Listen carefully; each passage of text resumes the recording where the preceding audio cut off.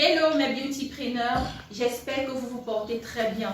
Alors dans notre rubrique les lundis d'Audrey, j'ai préparé un thème spécial pour toi. Mais avant d'entrer dans le vif de ce thème, je voudrais te dire quelque chose. Si tu es cette femme qui se retrouve dans beaucoup de situations inconfortables dans la vie et ça ne te dit rien, ce programme n'est pas pour toi.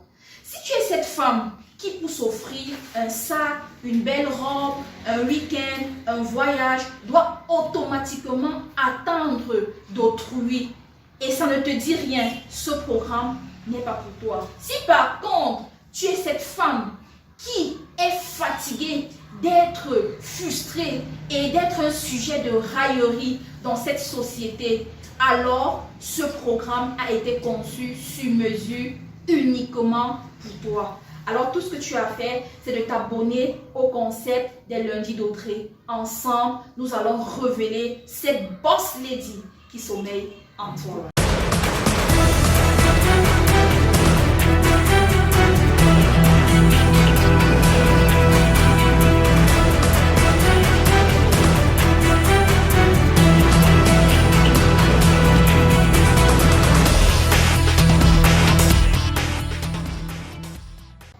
La zone de confort.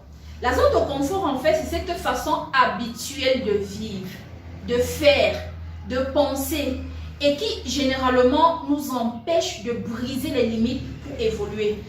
Comment donc sortir de cette zone de confort? Je vais vous donner 3 petits secrets qui vous amèneront à sortir de façon progressive de votre zone de confort. Première étape, la prise de conscience. Tu dois pouvoir faire un bilan de la situation actuelle de ta vie. Tout ce qui se passe dans ta vie aujourd'hui, tu dois pouvoir en faire un bilan. Et pour cela, je t'invite à prendre un bout de papier et de tracer un tableau à 2 colonnes. D'une part, tu vas lister tout ce qui se passe dans ta vie ou ce que tu vis et qui ne t'intéresse pas. Et d'autre part, tout ce qui se passe dans ta vie et qui t'intéresse. Deuxièmement, tu dois pouvoir faire un examen de ta vie actuelle. Ici, il s'agit d'aller dans toutes ces choses de ta vie qui ne t'intéressent pas et de pouvoir identifier les causes.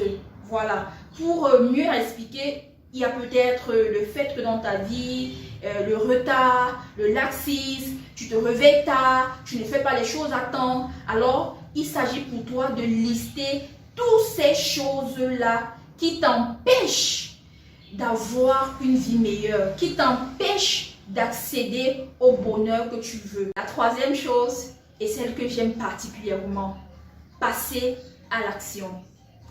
Il ne suffit pas de faire un bilan, il ne suffit pas d'identifier, mais il suffit de passer à l'action.